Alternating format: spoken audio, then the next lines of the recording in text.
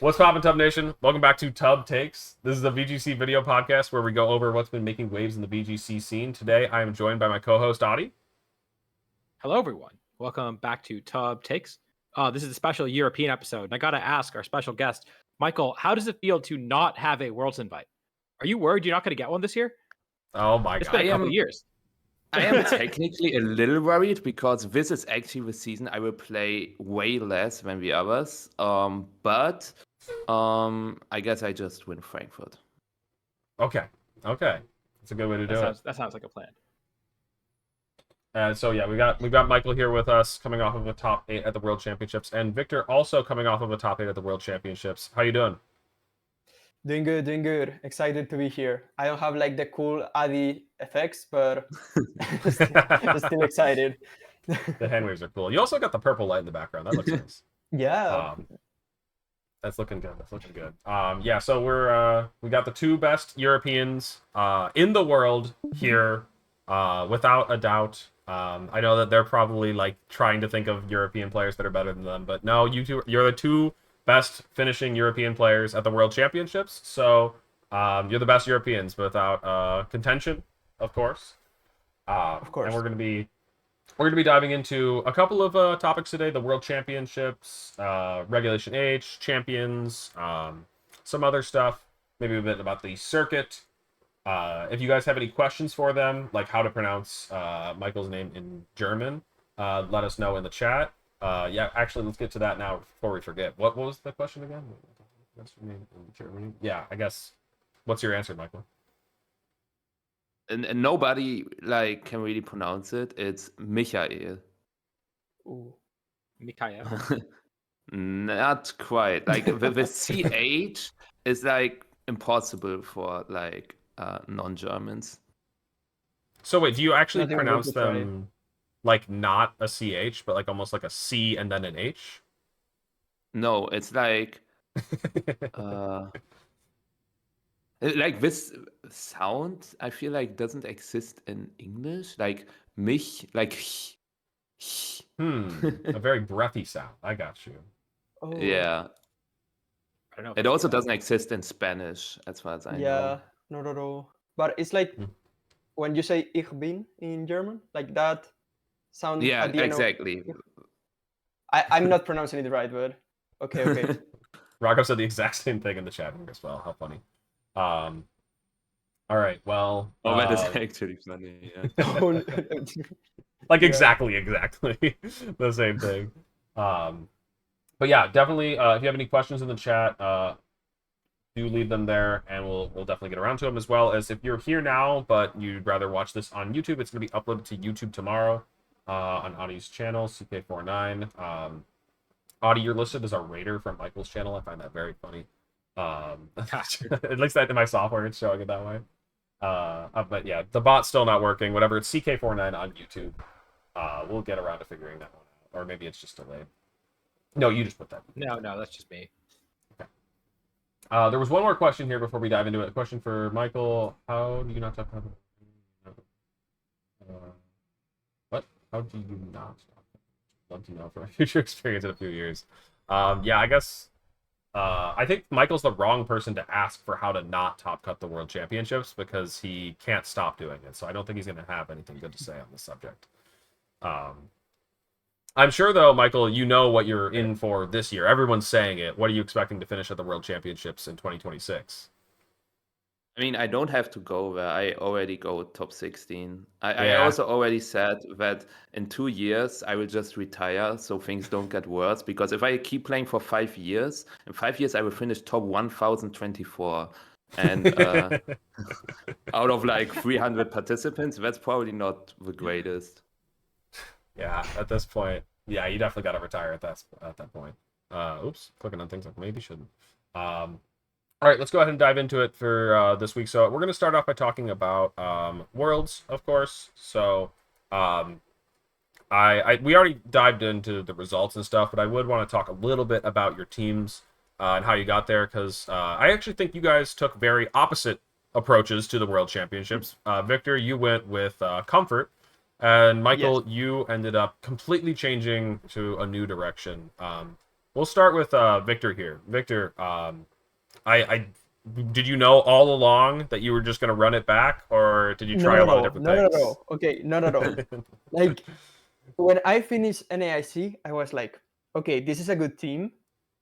I have to finish uni stuff now, so I'm not going to think about Pokemon a lot, and I will think like 2 weeks later. And 2 weeks later, I was like, okay, I really like CSR Thama, but I'm going to try like other archetypes to see I'm not missing anything. So I tried mostly like Miraidon stuff, and that did not work at all. So I said, okay, I'm going back to CSR Thama, but now I'm not going to play Smeargle. I'm going to play like a lot of variants with like Over Bonfire. I'm going to play a lot of stuff. I tried Sash CSR, and I was like, this is just like not good enough. Like I felt like I had cleaner matchups with my NAIC team. And then I was like, okay, but having to do like helping hand to KO Tamacenta is kind of bad, no? So I was like, okay, I might change that to CSR to Modest, so I can do like Flare Blitz Incineroar for Amoongus. And that really worked out, to be honest. I think it paid off in most of my rounds.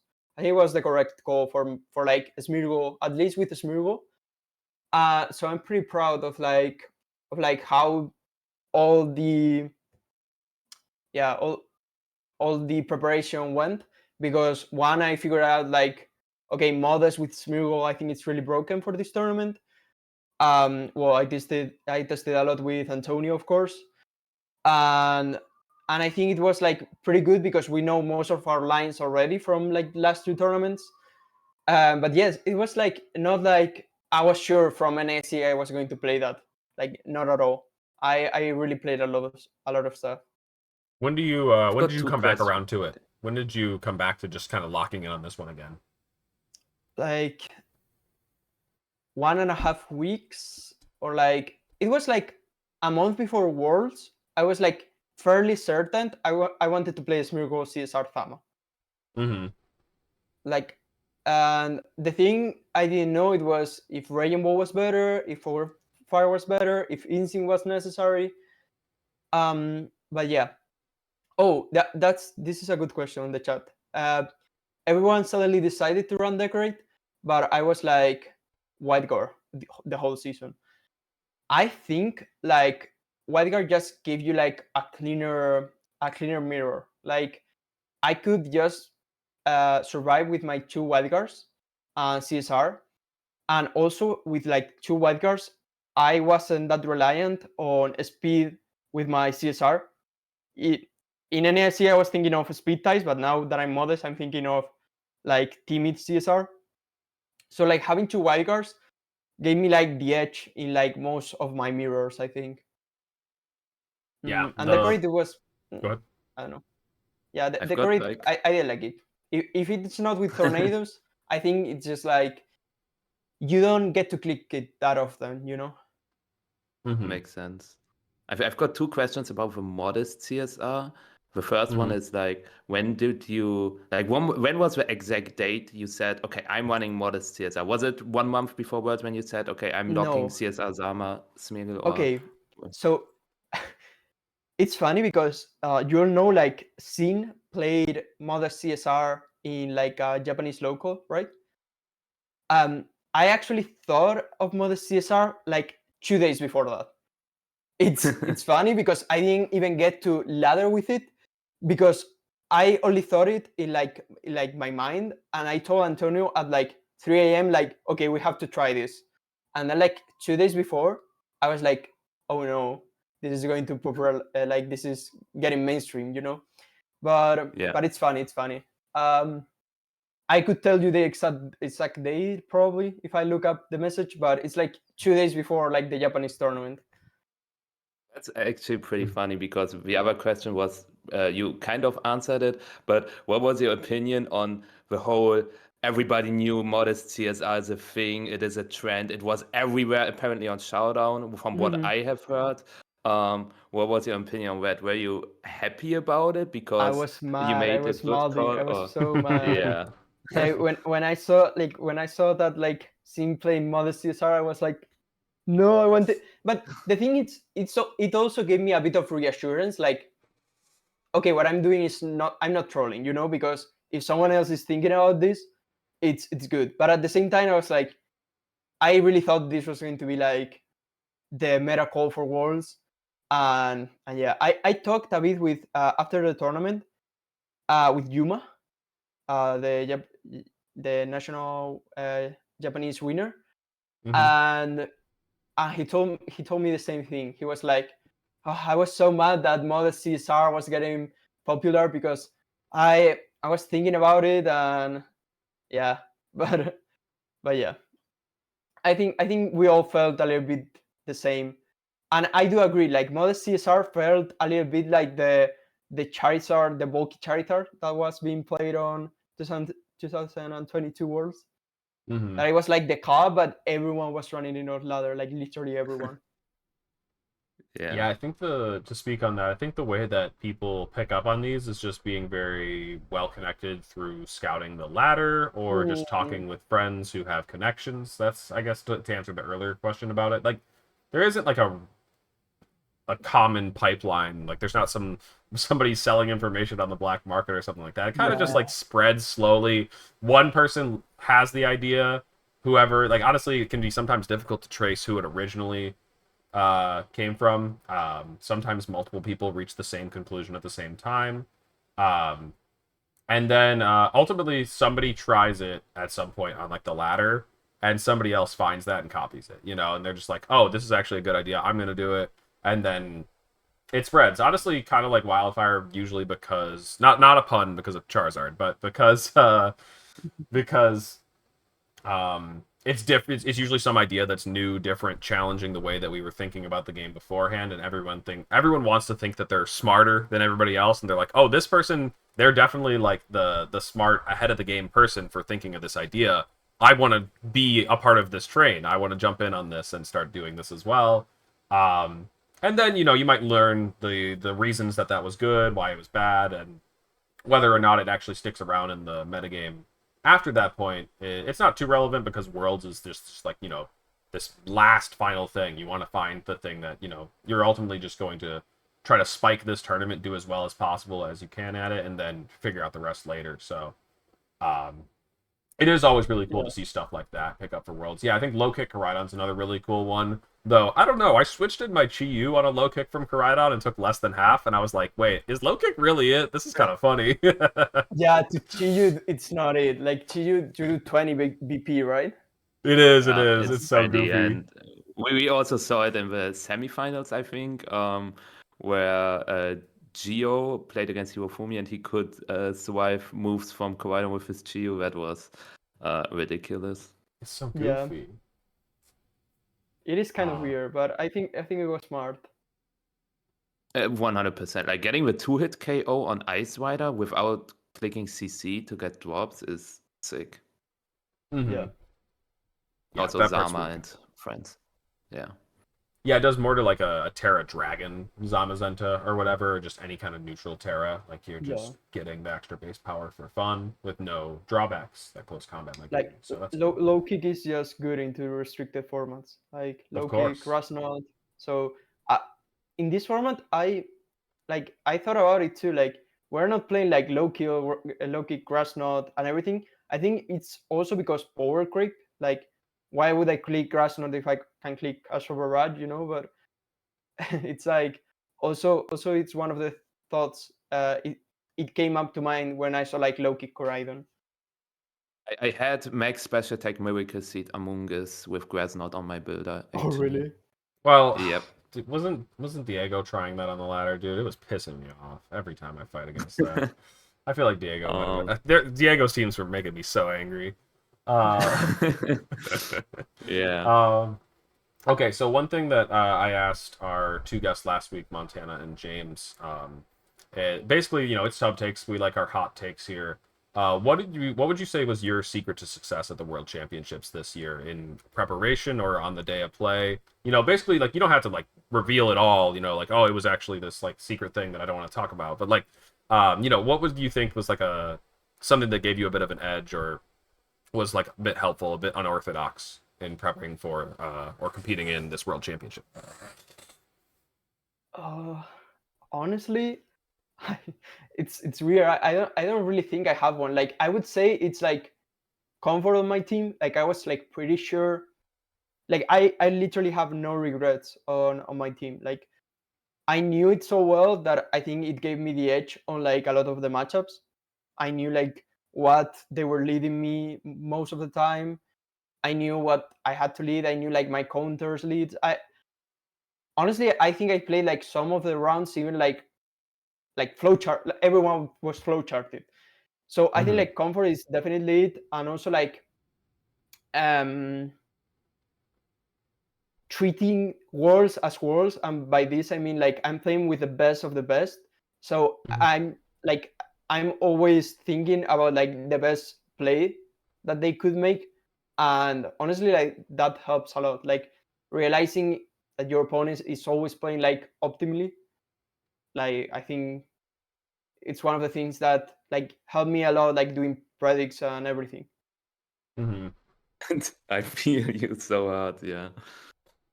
Yeah, Michael, let's talk a bit about your team now. If anybody has any questions for Victor that we missed, definitely let me know. But we can always come back to it. Michael, your team, quite the opposite. You had been playing Ice Rider Miraidon for, I think, all of the majors. You went to two, like what, NAIC and one regional, right? Um, Yes.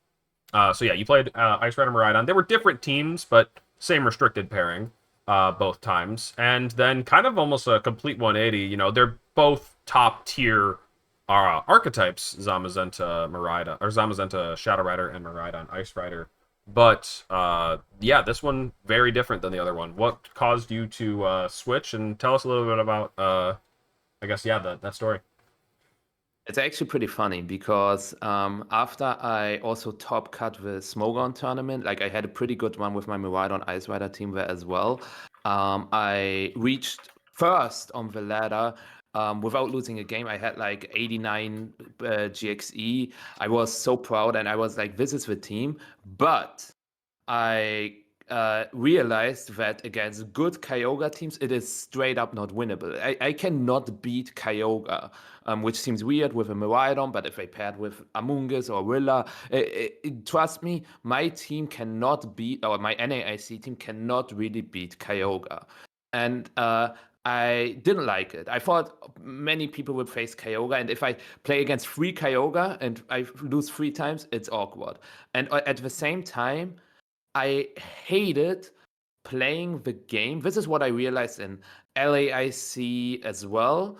I hate playing the game when I don't exactly know what I have to do against my opponent because when you load a new team, like obviously I know my core, my pieces well enough to get a grip on what I should bring and what my game plan should be. But it's still annoying if your opponent exactly knows what he has to do, right? They Mm-hmm. like Mm-hmm. they already know what they lead, they know what they have in the back, and if you have a team that maybe is not on everyone's radar, it can give you an advantage because I just love winning in the builder. I'm obviously not a terrible player, but I hate mind games. I hate like playing, like sweating during my plays. I just want to win with the advantage that my team can give me. So I then realized, okay, I will bring Lunala Zamazenta for sure. And then it was like Cormite Lunala with double fake out, Was triple that fake you, out. Michael? Oh my god. No. I don't ladder on Showdown, so it was It probably wasn't not okay. me. But if there was another Lunala Zamazenta player, that's actually funny. I had like Terra Dark Imprison Zama as well, with like the Lunala and Smeargle and Rilla Instant. But then I realized I'm not cut out for this. I'm not a fake out core by protect putting shot. I say it every time. You will see me in Frankfurt with this, by the way. But that being said, I'm not cut out for this. And then I locked in. We were 1 week before Worlds. I had my Italy trip. I didn't really think about Pokemon. And then 1 week before Worlds, I locked in Kyogre, Ice Rider, Trick Room. The team Judy ended up using in the end. I locked that in. But then on Monday, I realized, now that team sucks. I cannot play it. And this is where I had like this Grassnot, Max Special Attack, Amoonguss. And then I was really in the trenches. And then I reached out to my good friend Ari. Yo, Ari, your team is actually sick. And this is actually what I want. Like, nobody knows where Walking Ray Calcs and Zamazenta Groudon. Who has a plan against Zamazenta Groudon? So I actually went to the airport, and then I messaged Adi, hey, Adi, I think your team is actually so sick. Could I jump in on it? And then we played some test games, and I was like, actually, this is not bad, but still, I have to make some reads, and I hate reads. I know Victor will say the opposite when I thought it was pretty bad, but I appreciate. Yeah, I thought it was not as bad. And then you convinced me that it is actually not that great. But then on the Wednesday, I was like, okay, I'm still on it. I think it's still strong, but I made a boat tour, and I saw dolphins and sea lions and stuff, and a whale, and I was like really happy, not thinking about Pokemon. And this was the point where I said, okay, I'm not going to play Worlds, because the last few days and weeks have been stressing me out so incredibly much. And I really want to perform, but I already know that if I play these Worlds, I will go 0-3. I will not have any fun, and it will just be a disaster. And this is what I told my friends, and they said, this is stupid. Like, if I can still play, and if I still feel like I'm not having fun, I can still drop out after round 1.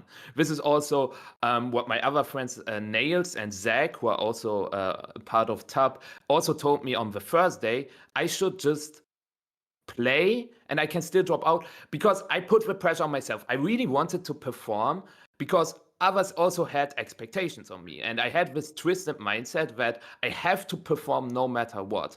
But they just said, no, you don't have to worry about it. And this is when my mind also changed. Like, I at this point, it started to feel like it's a me problem. And I have dealt with this pressure on myself. But then I said, okay, you know what? Screw this. I will just play something that looks fun. And honestly, what is more fun than just spamming Terra, E-Speed, Astral Barrage, having 2 fake out immunities, and just spamming Terra, E-Speed, Astral Barrage? This is basically very similar to what I did last year's Worlds, where I had Entei. Like, Entei was one of my favorite Pokemon in VGC ever, because I was able to spam Terra, E-Speed. And I also love Dragapult, because it's fake out immune and it can spam fast moves. And this is when I said, okay, guys, it's Thursday, 2 p.m. Worlds starts in 18 hours.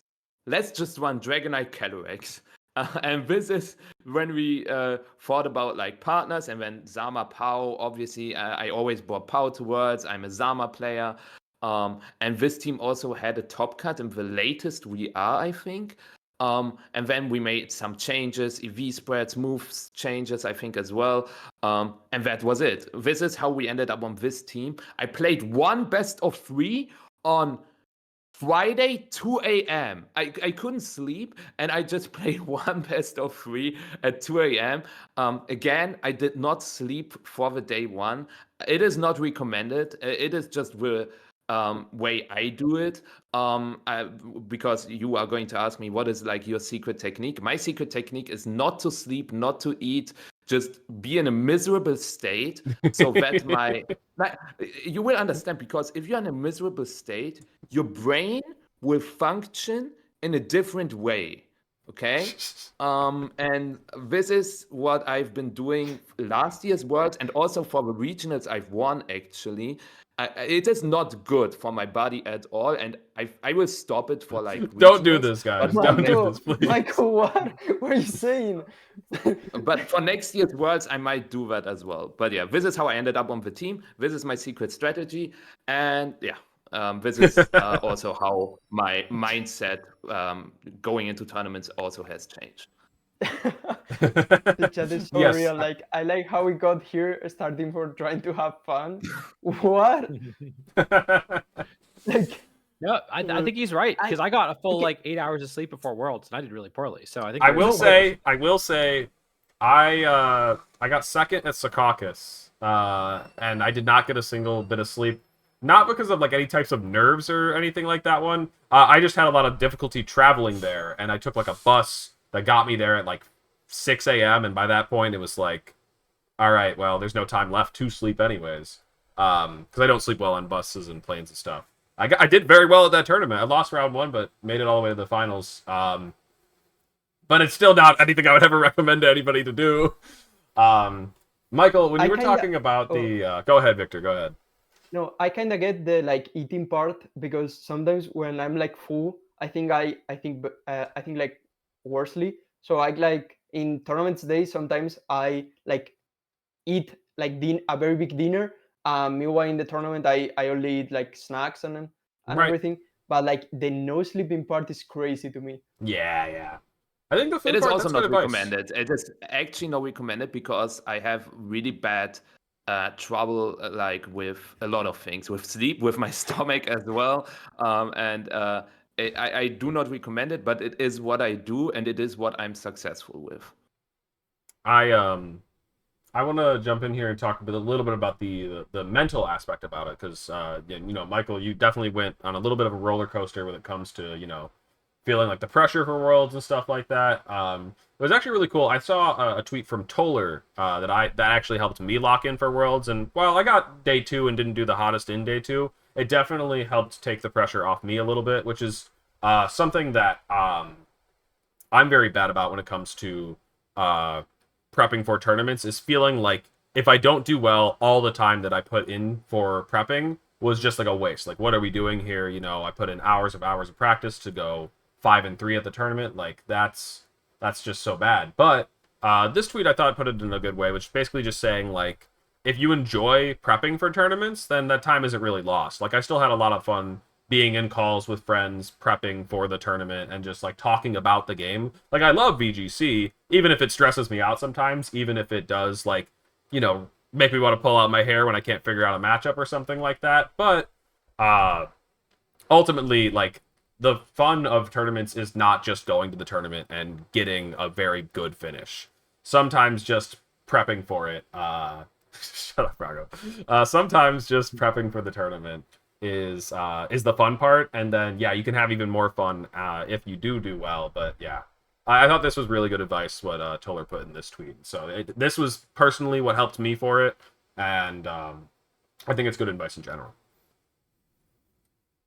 Yeah, I could totally agree. Like, if you are very focused on the result, first of all, you are going to like get frustrated if you don't get it, and also it's like it's Pokemon. Like, you can never be like 100% sure that you are going to make a good result. Like, you can be confident on your team, on your play, but at the end of the day, like, you have to have fun to compete, in my opinion. Yeah. And yeah, it's actually pretty interesting because I also 100% agree. And my most favorite tournament was NAIC. Even if I didn't perform that well in NAIC, I still had a ton of fun because the prep was the best prep I've ever had. And I was able to spend time with so many amazing friends, which like combined these together is like the best thing. Like, you have spent a lot of time with your friends before the event and during the event, and that's like the best thing you can do. I heard a Yu-Gi-Oh player once describe the tournament as the celebration of all of your preparation, right? So it's the end of it. You've worked so hard, and now it's sort of this is the end goal, this is the end result, right? And so I think you have to really value the process. And then one thing I was talking to Antonio about at the bar after Sunday was how, even though he didn't do super well, the fact that Victor, you did so well, and that Gio did well, meant that it was a successful Worlds to him, because he had helped you guys out and got to cheer you guys on. So I think that that's also part of it, is just again, celebrating with your teammates even when it's not your tournament, because that's and appreciating everything that you've done to get to that point. I fully agree with that too, because like this World's Geo, I felt the win like I was winning myself. And for example, Liverpool, the one that Antonio won, it was one of like I was literally very sick. I was with fever in the tournament, and I still remember it like one of my greatest BGC memories, even though I was like dying in the tournament, because seeing like Antonio win, it feels like your work like paid off. It's so good, even if you don't perform well. I didn't even make day 2 that tournament, but it's very good. I'm not answering that question, Raghav. I did like your comment before that one though, which was kind of in line with what I ended up tweeting out or something like that. Basically, like the top 8 from NAIC not making it to day 2 at the World Championships. It did feel like it was just showing that like this is a hard format. It's a hard format to be consistent at. I could say a lot of worse things about Regulation I. I'll try to refrain, but I think that the main lesson is that, like, you know, if all of those 8 players who, you know, a couple of months ago we were thinking they were on top of the world couldn't make it through the first day of competition, like it was a tough competition, a tough format, like and you definitely don't want to beat yourself up over not being able to succeed in that environment, because it was just hard as hell. So yeah, and then also, yeah, definitely fun to root for friends. I was rooting for the 2 of you in Top Cut. I was rooting for Mont really hard. You know, he's Seattle, and so it's really cool to just like have other people. I don't know, to like invest yourself in other people as well, because then you share the success, of course. So, you know. Or you could be like that one, man, it's actually an age-old tweet. I feel like Adi's the only one that knows about it. I won't say who said it, but they tweeted out something to the effect of like, man, seeing my friends do well at Worlds depressed the shit out of me. I gotta do well at this next season or something like that. And it was like, no, this is definitely the wrong mindset, please. I honestly have to admit something. I had this kind of mindset during Stuttgart, and I felt like afterwards, I felt so terrible, like the day after. You need to imagine that in Stuttgart, I started off 3-3, and I was out of the tournament, and my friends had win-ins. And like I was rooting for them, but there was this small side of me that was like, please don't make it so that I can spend day 2 with you. And like thinking back at it, it is like immediately after, like the day after. The day after was cool because in day 2 we went to like the Christmas market that was there, and we had a ton of fun. And we wouldn't have like had it if someone made day 2.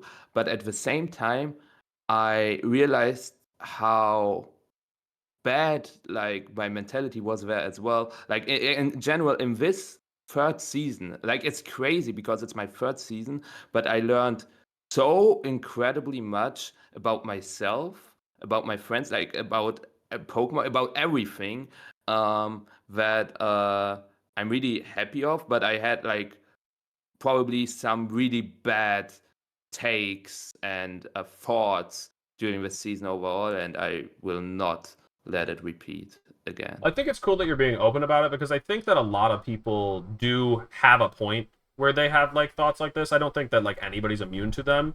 I was trying to see if I could find it. I had a video in my like watch later playlist on YouTube. I think Aaron, Zhang, and Marcus did a video on like dealing with like envy in VGC and stuff like that. I don't think I ended up watching it. But I imagine that they said some pretty cool stuff about it. Basically, just like everyone is gonna feel like they want the success that another player's having, especially if you know, you put in a lot of work and stuff like that. So it's something that like everybody has to work on getting past. Is just like being able to, again, like I said earlier, enjoying the success of seeing your friends do well and stuff like that. Although I've definitely told my friends to my face, half jokingly, like, you know, hey man, don't go too deep in this tournament. I just got knocked out, and like, how are we gonna go visit the blah blah blah in this city, this cool restaurant in this city, if you're still playing?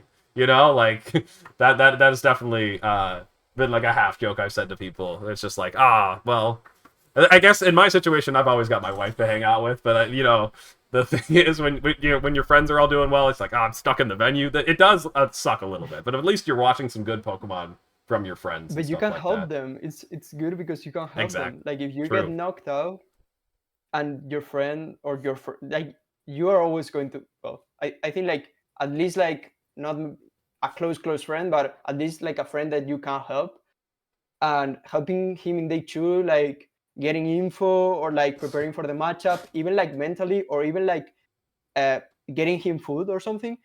It's I always appreciate like when I don't make the tour or I Mhm. get knocked out before any of my friends. I always try to do it because I think it's cool like visiting the place and everything. But I came to this place for the Pokemon tournament. Let's be honest. Dang, If there dude, he's a wasn't Pokemon a no tournament, lifer. Listen to this yeah, guy. yeah. So it's like if I get knocked out, I'm helping my friends. I don't care, bro. I was like in the finals. I was like, okay, Gio has to win this because if Gio doesn't win the top four, I'm not helping anyone, and I'm going partying. I don't want to go partying. I want to help him in the finals. Yeah. Man, So yeah. that is so funny. I mean, like, no, That's I epic, get you. yeah. I don't completely share the sentiment in that, like, I definitely enjoy getting to check out the city a little bit, but I Yeah, also do me like too. helping Me my too. friends when they're making it deep into a tournament. Of course, if I can help Yeah, out, yeah, I yeah, definitely will.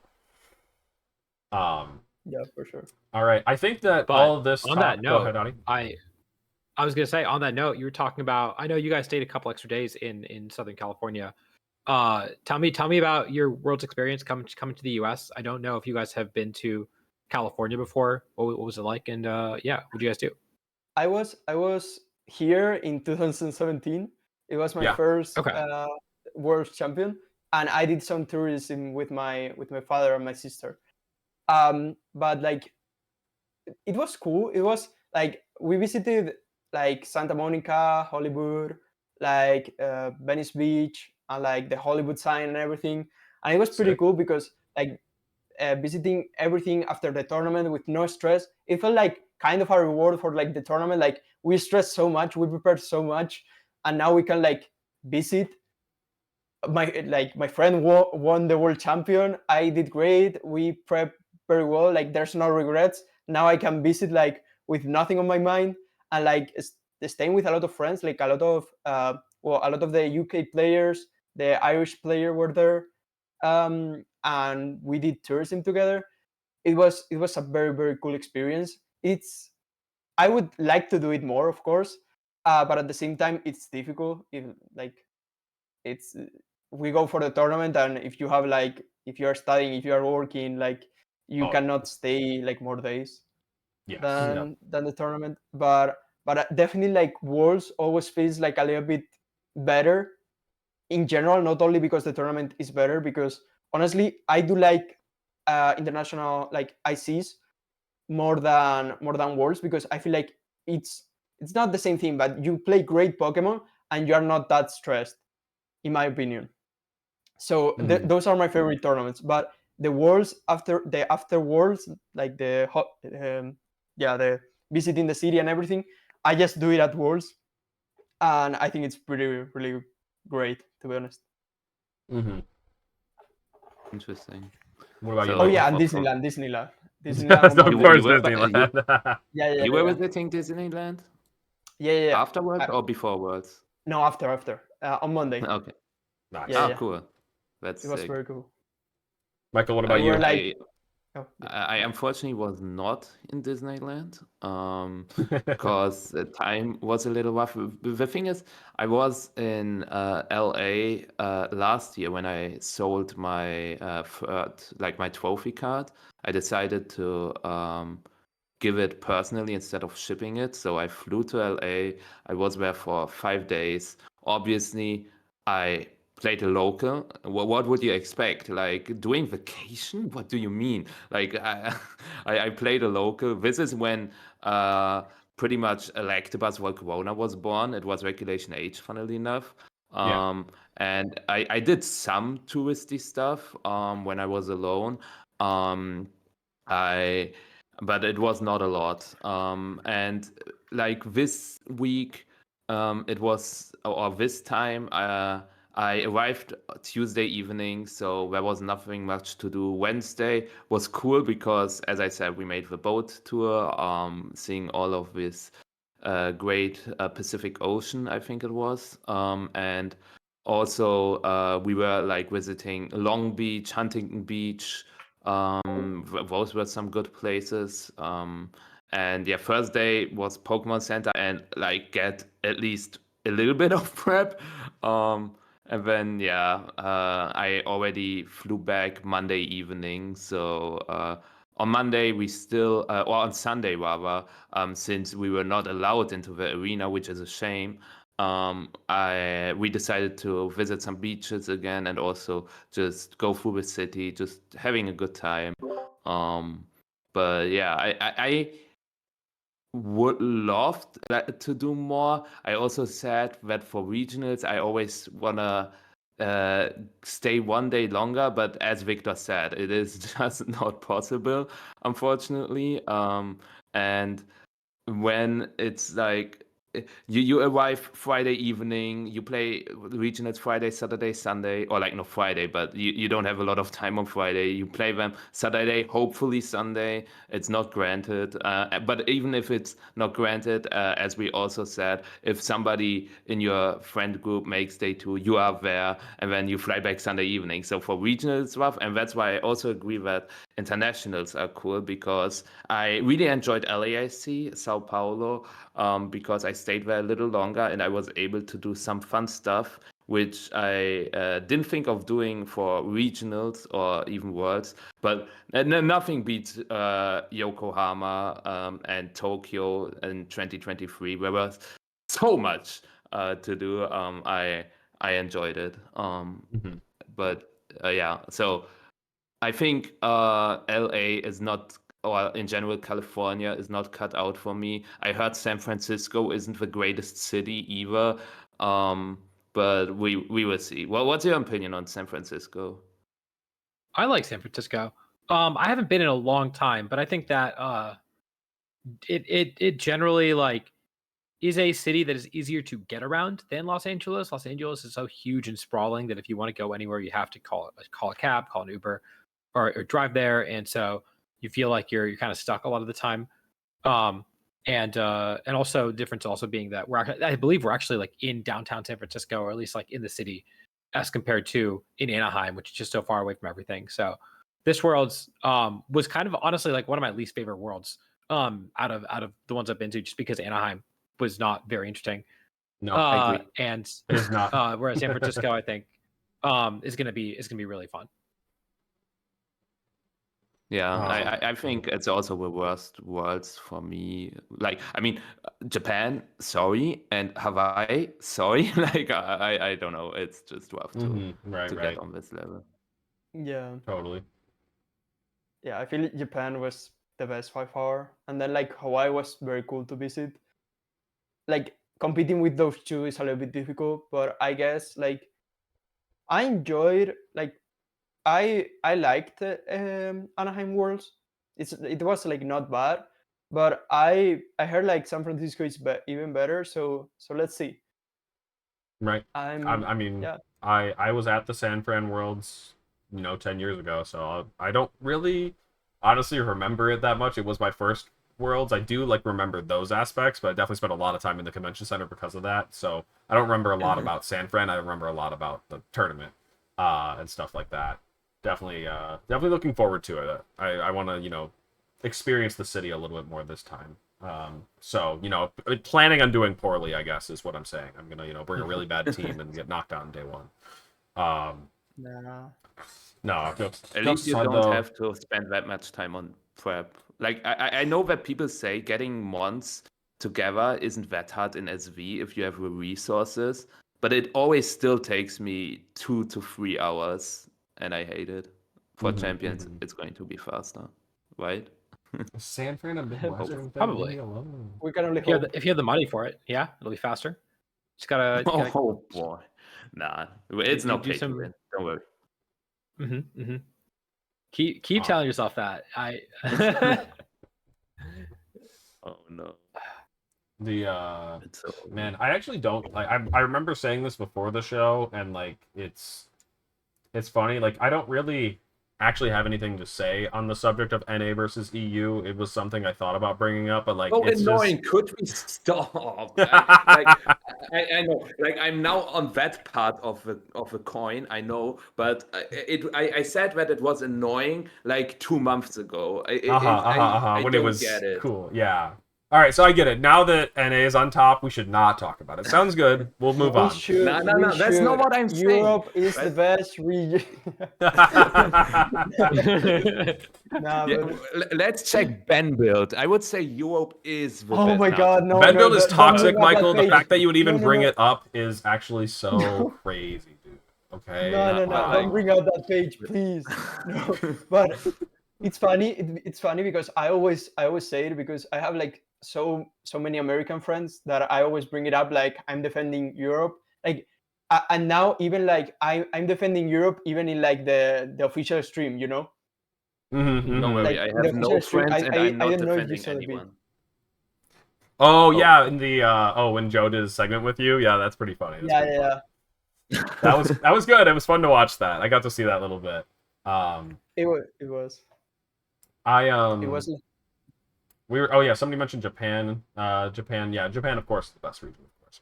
I got to play against like 4 or 5 Japanese players in day 1 of Worlds, and that was really exciting. It's just like so fun that you don't get the opportunity to do that anywhere Did you else, know that? So that's cool. Did you Go know ahead, that Michael. Japan underperformed this season at Worlds, like compared to last year's Worlds? And seeing that this was an underperforming season when there were multiple players in cut, I think 6 people in cut and like 10 in day 2, or not 10, but around those lines, I think. But it was still worse than like the last years. I made the statistics, and it's interesting to see. But I The still pattern, right? think that The pattern has Yeah. them winning on odd years or whatever, and so that as well, right?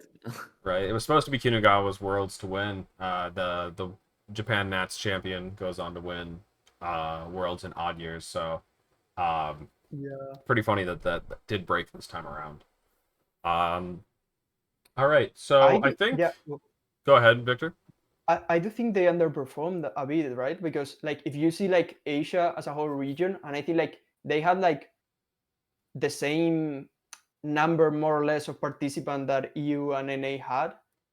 If you see like by regions like Asia, Europe, and NA as like the 3 dominant one, I would say like NA and Europe performed a little bit better than Asia.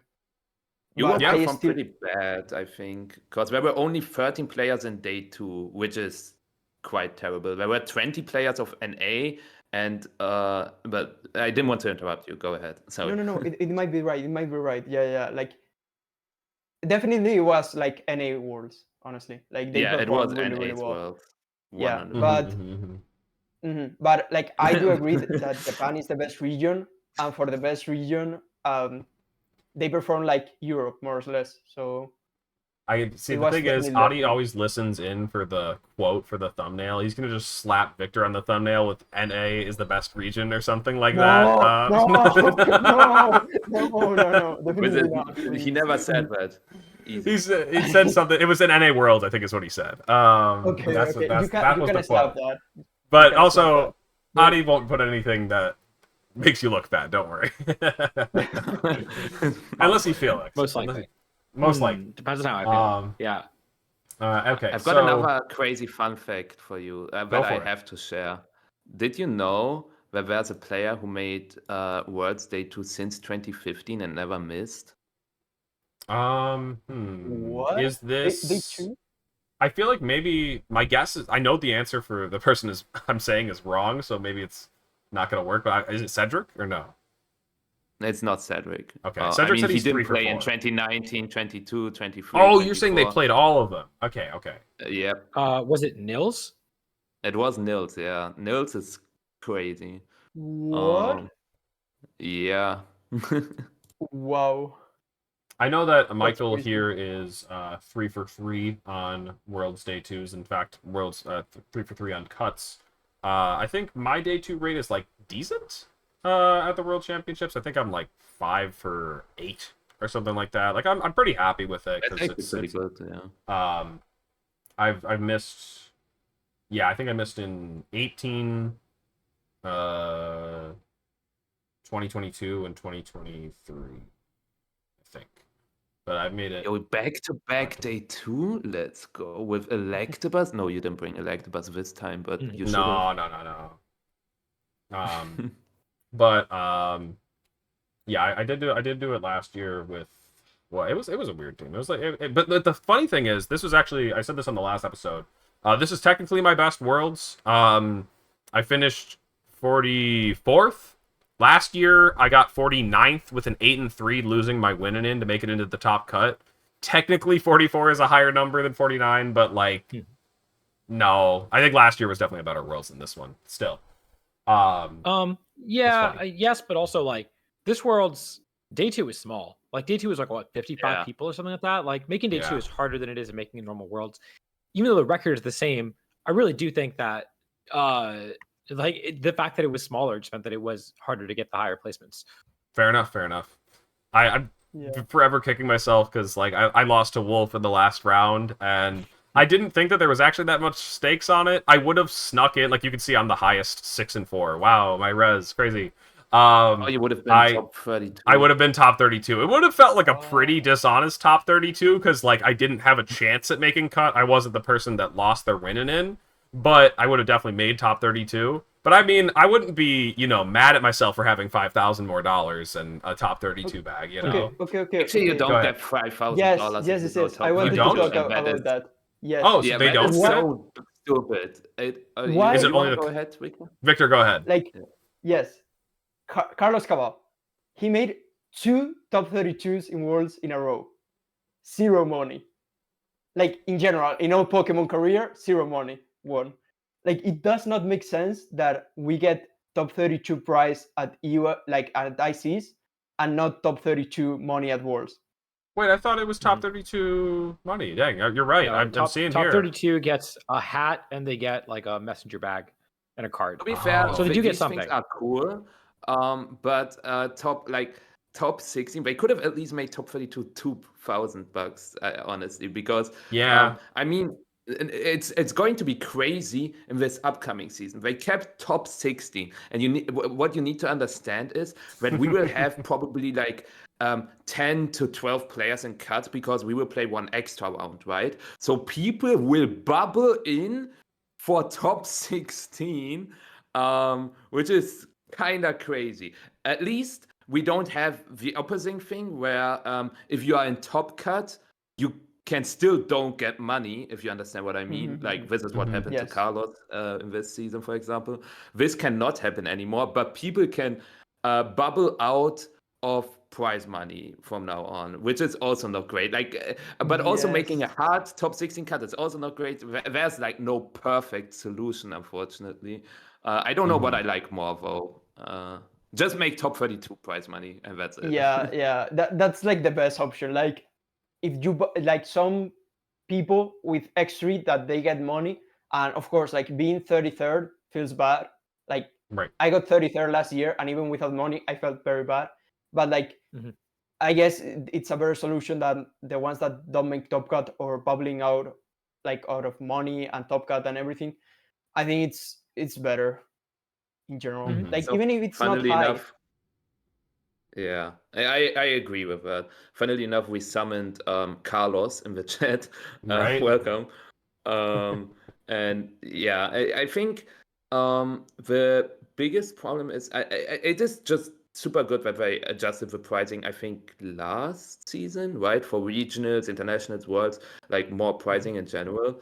But it's still weird. Like regionals are top 16, right? And then internationals are top 32, and then Yes. worlds again is top 16. And it's just a little weird to see. They could have obviously also made it participant dependent. Like at this amount of participants, it's like this number gets it, because I think even like 100-person regionals it's still top 16. And if it's 1,000 person regional, it's still top 16. That would be something I would have loved to see as a change, but yeah, it is what it is, I guess. Yeah, I mean, is it kind of silly that the pricing is the same for the smaller regionals in Latin America and whatnot? Yeah, like it is. But I think the main thing that you said that I really agree with is that it feels so much more okay for people to bubble into prize money than to make it into top cut and miss prize money. And that's like, so I think that at the end of the day, next year the people who go 8-3 and bubble into prize money, I think, are the same people who would have gone 8-3 and gotten prize money, or maybe they went. Maybe I'm doing the math wrong. But like at the end of the day, like the records kind of even out. But I think it is way better to feel good about the people who are like, oh shit, I didn't expect to get money and I did. And people earn their way to top cut. So yeah, I'm a big fan of that change next year. And I think the top 16 prize money is going to feel less bad when it is top 16 cut, because I know at regionals getting top 32 and losing in the top 32 round feels awful as well, because you don't win any money and it's a big difference there. So the change is obviously overall good, but I'm also ready to start 8-0, finish 8-3, and get 17th, and then you will never hear from me again. No, you'll get 16th. You're destined for 16. Right. Right. Yes. The script has it that way. Let's go ahead and move on from, well, unless you guys have anything else to add about the World Championships, we'll talk a bit about the upcoming season. Wait, both. Yes, is go that ahead. going to be actually no, they had like the hard top 8 cut in like 2014, 15, 16 maybe as well, right? But when did, like, we had this hard top 8 cut for Worlds, right? And when did they change to asymmetrical cut? Because we had it in 2022 already. Was it 2017, 18, 19? Because I don't know this when we did it. could be the first Worlds, I think, where we don't have the top 8 cut or the asymmetrical top 32 cut. This will be like this season now, we will have the first Worlds with an asymmetrical top 16 cut, right? We never had that before, as far as fair I enough. know. Just because of the number of participants, right? Yeah.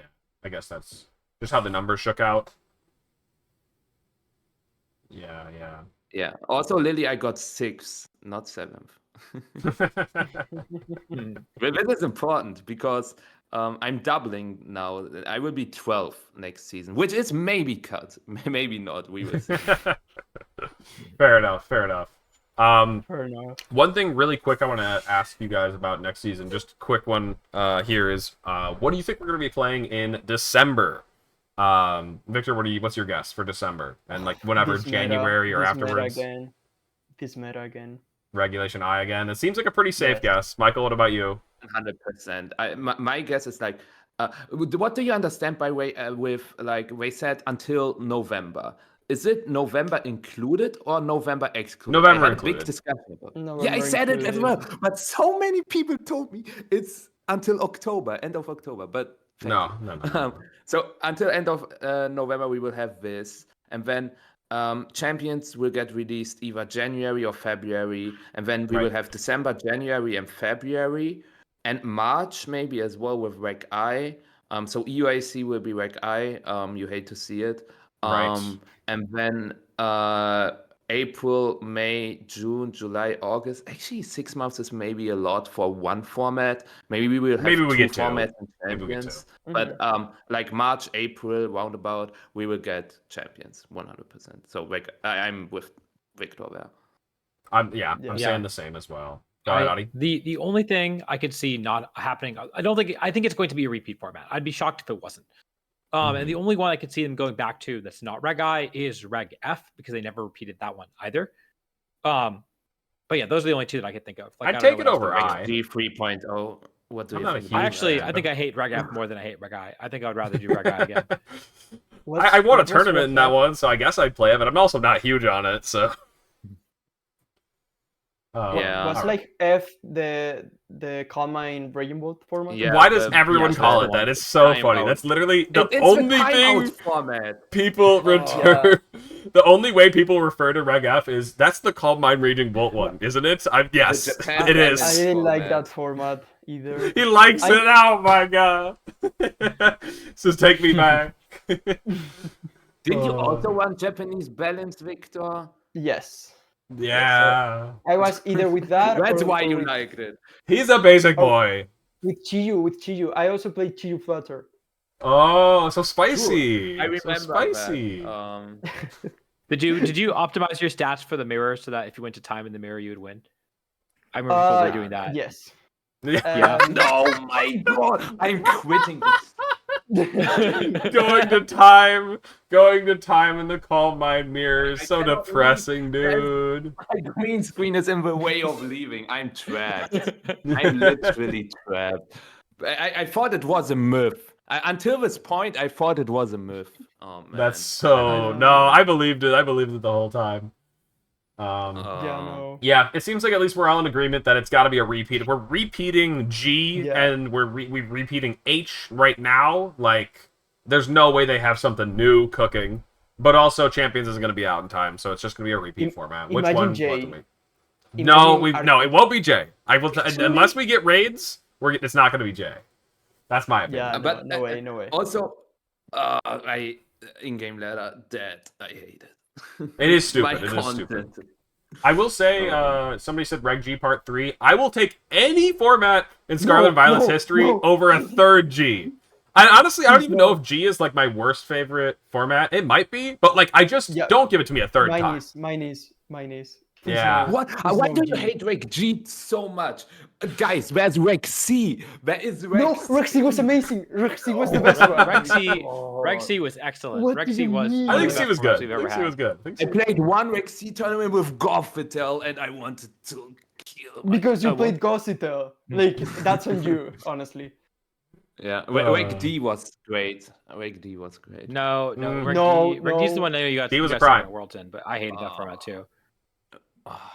Only Yeah, bad takes here, man. Bad takes. Yeah, Monday. that's what we do here on Tub Takes. Let's talk about the Grand Challenge, just because I think that from... Go ahead, Adi.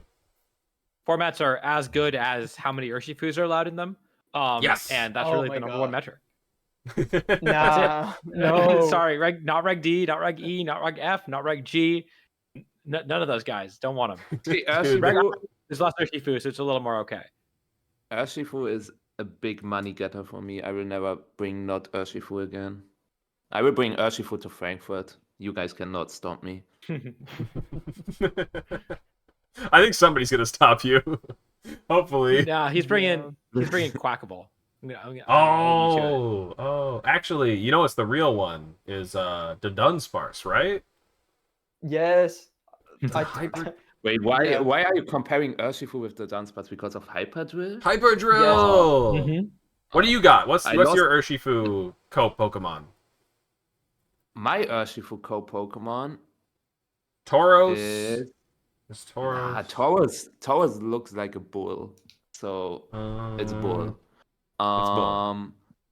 Yeah, I think the best Urshifu, like... Oh, because you can't even Copy use... I was like, what's the other fake one they added? But it's Iron Boulder, right? And that's not legal. Yes, you can't use it.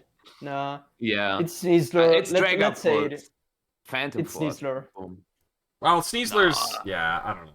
Okay, Not I know again. that we will get back, because we're back into Reg H, and it's going to start up again with the Urshifu Sneasler comparisons that, like, drove me crazy. Here's my I hated it. simple way that I've been putting it, is that Urshifu is annoying all the time, and Sneasler's only annoying half the time, so I think I know Victor is That's why completely Urshifu the is opposite. better, right? He thinks Urshifu is predictable, and so you know what's going to happen, right? Urshifu, you know what's gonna happen. You don't even have the Exactly. variance of the creeps. It's much better Yeah. than Sneasler when you can Dark Claw and lose. Oh, I already talked about this in top takes, and I was the only one agreeing with my point though. Like, Yes, all of I you think were we like, had you "Nah, on for Urshifu this is much one. worse." Yes. Yeah, Yeah. I remember that. Let's talk about this, though. Let's talk about the GC, since you guys love Reg H so much. And you both, I don't mean to rub salt in the wound, but both of you are not qualified for the World Championships next year. Just short of it. Just Yeah, what short of about it. you, So Nick? tragic. Are you guys going to be playing in this I one? will double back. No. No, just straight up not playing Actually- it? Nah, I'm I playing actually- it, but Not happy about I'm it. not I get excited. it. Yeah. I think the change is interesting. We don't know do we know the points payout? We know that like the rating zones changed, right? But we don't know the point payout. It is like the same. If there's Yep. like the big jump between top 32 and top 64, like where are people going to park? When I play, I always play for the win, and that's why, funnily enough, in the last season I didn't make top 32 even once. I also blame my internet for that. But I think I, the problem is I can decide. Eva spent like I would say 15 hours playing 45 games. Maybe 15 hours is a little too much. 12 hours, or use that to learn for a do or die exam. I always go to play the global challenge, but people told me not to do that. So yeah, I'm in between. If I do that, you know that I get thrown out of college. So we will see how this ends up. I see. What about you guys? Are you playing I the GC? Oh Yeah. yeah. I've yes. been. I think Reg H is a lot of fun in close team sheet just because there are like you kind of know what all the Pokemon do, you kind of know what all the sets for the Pokemon are, but they all have so many different sets they can run.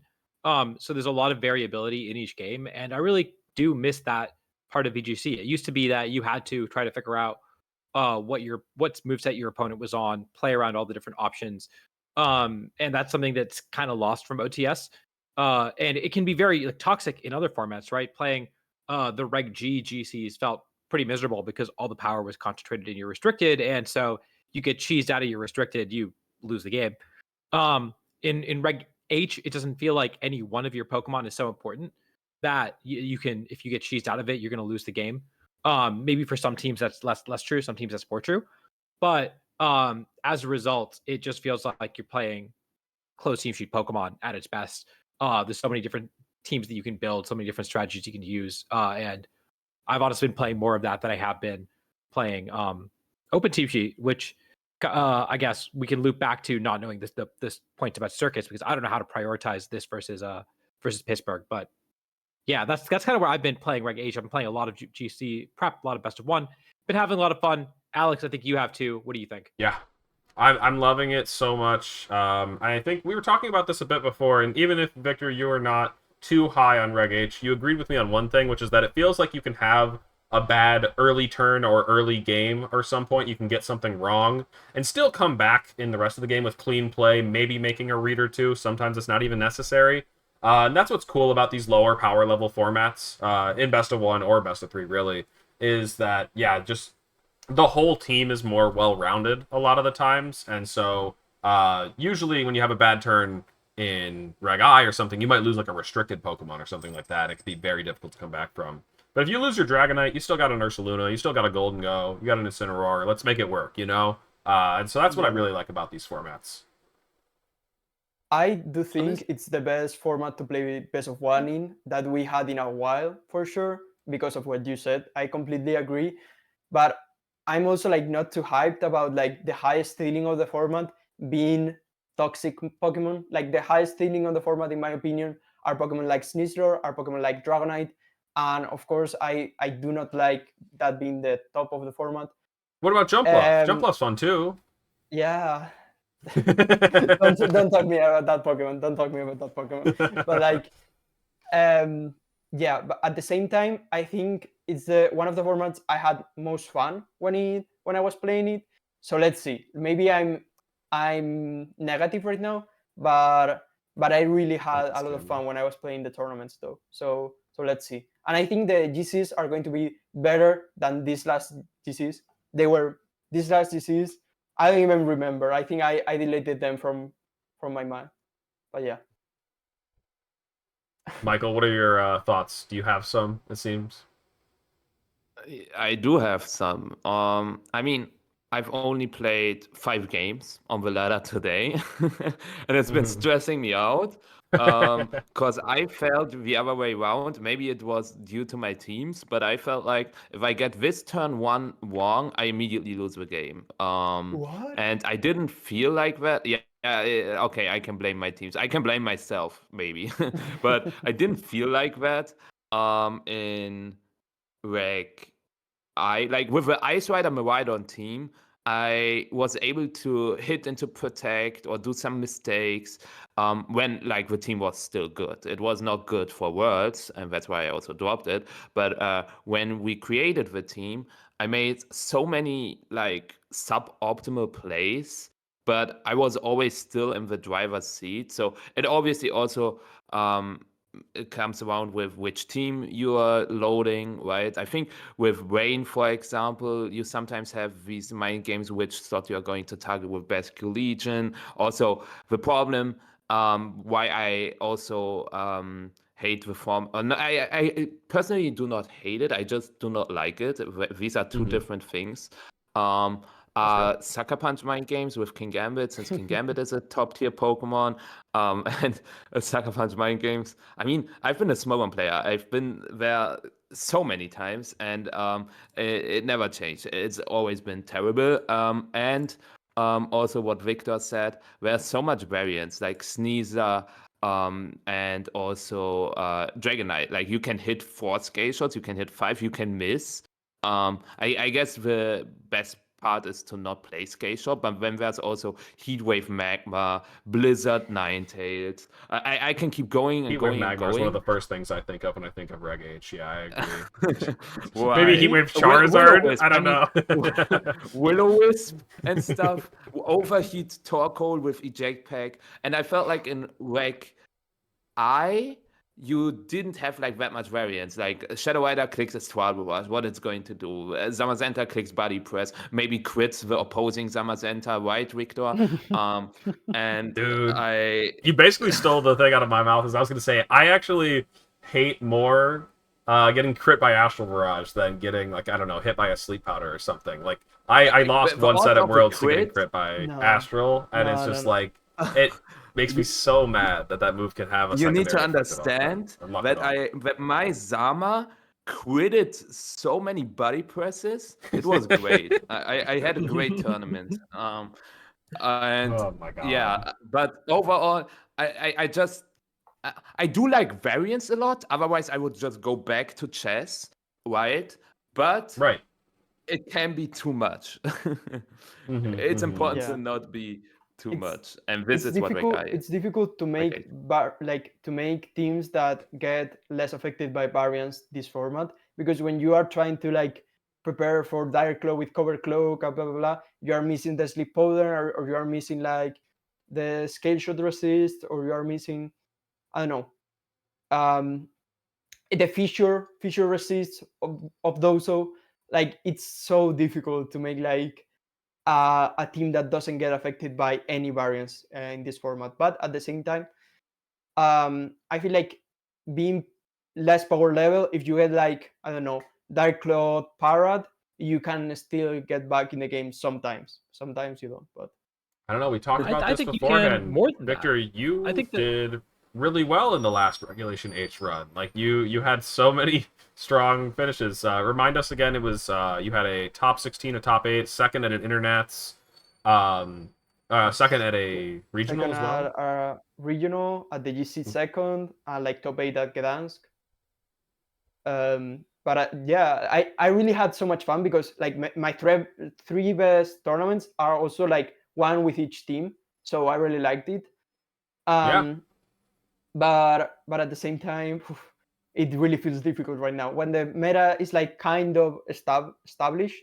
I think it's going to move a little bit for sure, but right now it's kind of established. We are not getting like even the ladder team of the Japanese players that are playing Arceus right now, so so it's like I don't know how is the meta going to progress. I'm not sure how to.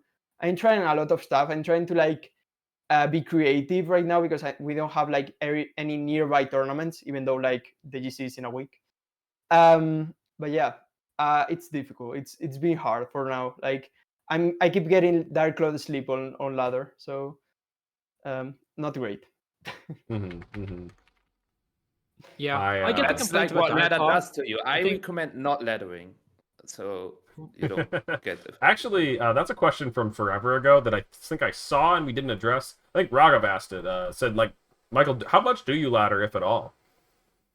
As I said, I laddered 70 best of threes with my Reg. I laddered 50 games with my Reg I team to peak, and then I tried 2 games Kyogre Kelly Ice Hard Trick Room, 2 games Kowaidon Kelly Shadow, 2 games CSR Zama, all that stuff. Like not Zama CSR, CSR Zama, important note. But before that, funnily enough, I for NAIC, Stockholm, Utrecht, all these tournaments, I have not laddered at all because, but this is also again a thing that everybody has their own like merits and strengths and weaknesses. But I enjoy playing the games in my mind because this is something I also realized when I talked with my friends is when I say, okay, I need this, you have this, I click this, if the game is literally playing in my head, and if somebody talks to me like that, the game is also playing in my head, and that's why I can always respond with what the current board state is and what the best move then is. But other people like need the visualization, right? But I think ladder is good to get a grip for maybe your team and also get good visualization. And for most people, it's important to ladder. But for the next few weeks and months, I will maybe ladder some on like my Twitch streams because we don't have a Reg H in-game ladder. I also do not in-game ladder at all, other than my streams. But content is like maybe something different. Privately, I hate laddering just because we talked about it. I don't know if you guys ladder. Do you ladder together or do you ladder alone?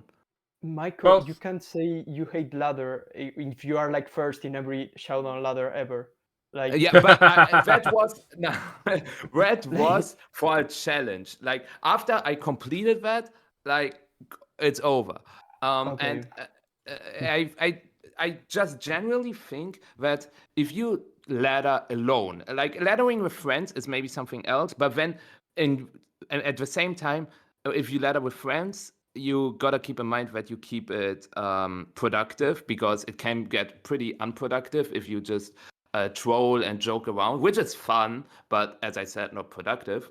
And if you ladder alone, like why would you ladder at that point? Because you could either spend the time with your friends, you can do some other nice stuff,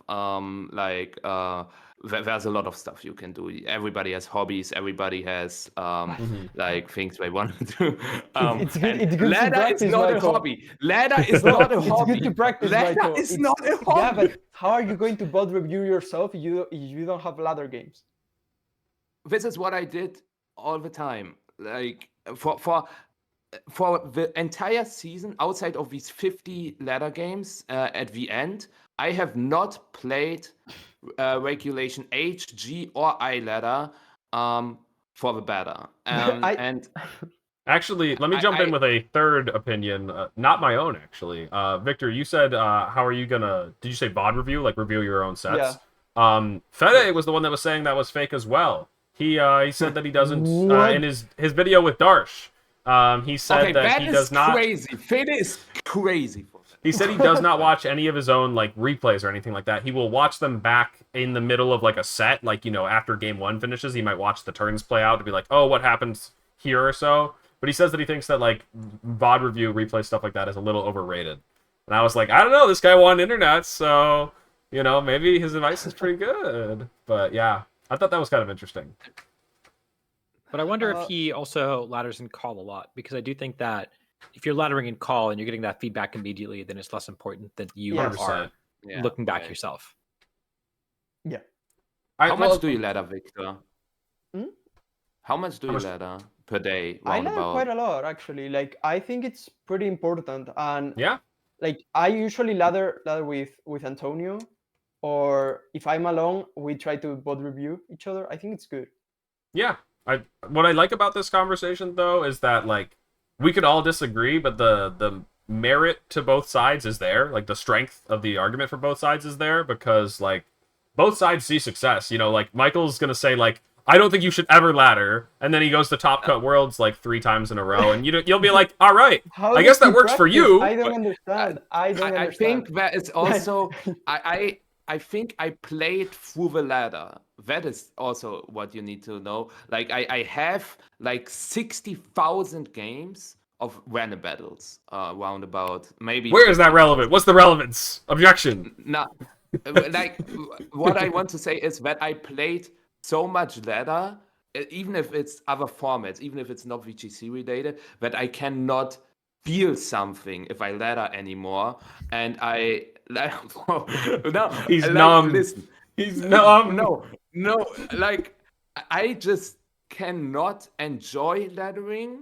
And if it's alone, because it just feels wasteful, as I said, for me, because I played so many ladder games, and that's probably why I feel that way. Okay, I wanted to just Okay, but wait, explain how why. many or hours how do I you guys stare at the team builder, just the empty team builder a day? You know, got at least like 3, right? Oh, of course. 3 Well, minutes- so it 3 depends. minutes. How do you count? How do you count the time where I'm like laying in bed staring at the ceiling, and the That, team that builder counts. is like That on the counts. ceiling? That counts. That That counts? counts. Okay. So many hours. Yeah, so many hours. Okay, this is crazy because this is also 0 for me. No, What? no, What? you What? think about the What are you game. saying? Shut up. You No, think about the game. actually- no, I am not coping. And that's why I want to do content again. I had like He's my just little lying, content guys. break. No, I am dead serious. What I did was you do, also Michael? serious. Like, what are you doing? Like, how did you I'm prep? actually Like, okay. I gotta be honest with you. I played way more Mario Kart. I can pull up how many hours of Mario Kart I have played before Worlds. It's probably like 1,000, and I'm not capping. And also, I've been watching so much anime lately. I've been enjoying myself. I've been doing sports again, like running, and like getting a balance in my life. I know, like, I don't want to say that you cannot have a balance if you play Shoutout. Don't get me wrong, because it sounds like it. I don't mean that. But I realized that outside of my content, I actually do not do anything Pokemon related. I also thought it's I spent like 5 hours per day thinking about Pokemon, but I got this question on one of my latest tweets: how many hours per day do you think about Pokemon? And then it hit me because it's actually I never spent more than 30 minutes on it. And I also do not like these huge prep docs. I did it once. It was fine, but I just have my own way, and that's why, funnily enough, next season I will be a lone wolf again, because a lot of people just cannot work together with me because I'm a bad person. Well, it sounds like you I just don't play the game or think about the game or interact with the game, so it would be difficult to work with you if you'd never do anything. Yeah, I mean, you're right. Have you considered that if you You're not laddered wrong. with the team that you guys were working on and gave feedback, people would want people would like that. Maybe I that's a mean, good I reason like to that, ladder. that. I gotta highlight again this comment in the Twitch chat. Notorious said, "Bro is meta manipulating showdown activity," and I think that's fire, dude. He's That's saying you don't need to yeah. play, you don't need to build, you don't need to ladder. This is just bad advice. You don't need to sleep. You don't need to. No. So one thing I think that is really important to highlight, I think, is that like laddering is important to get better. Like if you're trying to get better at the game, and if you're not Michael fucking Bestie, you probably like you do need to ladder. You should ladder in calls, get feedback from your friends, like watch your replays, like improve I agree. at playing Pokemon. The actual like laddering for to improve your team and to like test your team is less important, especially if you can play the games in your head or play internals. Like it is like you need less prep that way. Or if you just have really strong fundamentals, you need less prep that way. But to build up those fundamentals, you do need to play hours and hours and hours of ladder. or do all these other things. You don't have to do all of them, but you do have to do some of these things to improve as a player. Okay, Mario Kart World, 450 hours or longer. Anyways, Torviv, you don't have to worry about being in the thumbnail anymore. Michael's got you covered. He's definitely- What did I say? I never said anything like crazy. It's just gonna be a list. Adi's just gonna put a bulleted list that says don't ladder, don't prep, don't team build, don't sleep. That's all he has to say in the Don't eat, don't sleep. Don't- Yes. Michael is just there. Like he just appeared in the tournament with a Switch, maybe. Maybe he forgets. Like I don't understand. Like maybe he only brings Mario Kart. We don't know. This is crazy. No, Oh but my God. this is not recommended, all of this, but I still want to share, like, and people just do not believe me, but they don't have to. I just keep things doing my way, and yeah. I mean, it's It is better if beautiful. you don't believe me, because if It you do believe me and follow me, you will just get destroyed. You destroy your own body, your mind, and everything. Yeah. I mean, at least there's just so many different ways to succeed in VGC. I find that beautiful. Let's go ahead and move on to the last thing here, because I think we talked plenty about Reg H. I had Toronto up because we could talk about where the metagame was at the very end of it, but I think we did a good job covering a lot of the different things that, maybe excite or terrify us in Regulation H. It sounds like we talked a lot about that stuff. Let's finish off with some champions. Let's talk a little bit about champions here before we end things off today. Specifically, one thing that I wanted to bring up, just like a random thought I had that I mentioned in Tub earlier, is this might be the first the first Pokemon game, whatever, that allows us to reconnect to battles, and that seems like that might be a pretty promising thing. They didn't put anything out about this. Wait, I was really? just thinking about it. So the reason I had this thought, Michael, is simply that we're going to be playing on mobile, and like mobile games definitely don't have the most stable connection. And like if I can't play like a ladder battle, a whatever type of battle on the bus with my phone, like what are we doing here? Like that's just like kind of like what the bar is for mobile games in the current year. And so I feel like, yeah, you can play on Switch and on mobile, but what I mean by that is that I feel like you should have a way that if your connection does get interrupted for some reason, for a minor blip, you shouldn't be automatically disqualified from losing the battle. Otherwise, it's going to be a failed product, genuinely, unfortunately. But how often, like, how long should the time span be where you can reconnect? Like 5 I don't know. minutes? They might do various things. It might be like the I time, think the it should turn just timer count still against your kicks down. timer. Yeah. Yeah. It just counts. So if you're in the process Yeah. of selecting a move and you just connect, your time should not stop, right? That's exploitable. If your time doesn't stop and it just keeps counting down, that's just fine. If the animations play when you are tabbed out, that might be a problem, but I would hope that there's like a log or some sort, right? That would be really nice. So That if okay, you, I'm hoping for a battle log. I don't but think if we're the going to game get just one, but I keeps would love a going- battle log. Nah. because if the game just keeps going while you disconnect, I think that makes the most sense. it's And also I think funny, that they though. probably hope they Sorry, do that. go ahead. Go ahead. No, you go. And I think it's funny if there wasn't a battle log and you have to figure out what exactly happened. It would be goofy. Right? Would be goofy. Yeah. And then I don't know how everybody here feels on open team sheet versus closed team sheets. You got, I have my stance. You guys can. You guys probably both want open. I'll be honest.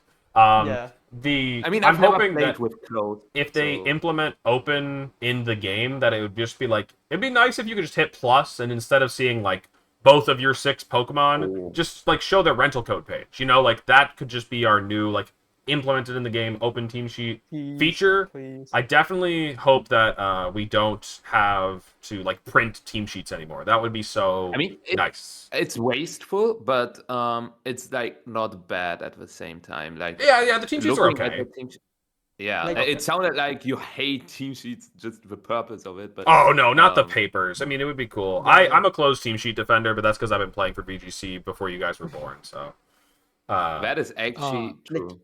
You could hit the But- plus button. Oh, sorry. go ahead, Victor. I was gonna say Uh, you said hit the plus button. I think the other way is I want to be able to tap on the Pokemon and just have their stats pop up or have their that stuff pop up. I don't think we'll get that. I don't think we'll get that. I don't think we'll get Not that. stats, not stats. That's, you know what I meant.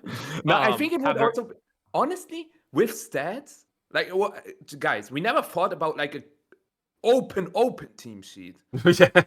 But, like, honestly, cook. The No, modest I don't CSR wanna do players that are one. cooked. No, I don't want to do that one. We do have the percentages now. That part's pretty weird. Like just displayed. Yes. Oh, do There. we? No, did you not see that, Michael? I don't know if I'm gonna be able to pull it up Yeah. on this trailer here, but like it will literally Show display the percentage. Yeah. HP percentages. Yeah, I don't think it's in this one. Yeah, it's not the Victor, most you had a important. comment just a second ago. What were you gonna say? Yeah, if you hit the plus button and you can like pull up your like OTS, like the rental code, instead of your like the months only Huterad, you can hit the plus and see like the whole rental, like without the code, of course, of your That's what team. The I'm Like cool for. part, the Yeah, cool yeah. part about it is that it would be in your in-game language, probably. Yes. True, Which exactly. is pretty convenient. Exactly. So here. there's the I don't know what I think about the overall HUD. Honestly, it looks.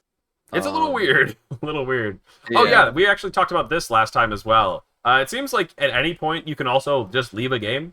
Maybe just forfeit it at any point. Like literally just in the middle of a turn, hit minus to run. That looks like in the animation. Rockslide flinches my Ursaluna. I'm gone. I'm gone, dude. I've closed the game. I've left. You're never seeing me again. Yeah, that's the percentages is a pretty weird part. But yeah, I don't know. I just got to thinking because I was thinking about how we're gonna like Japan is going to be qualifying. We're playing these GCs now, coming up soon, and Japan is going to be qualifying through probably the global challenges on champions.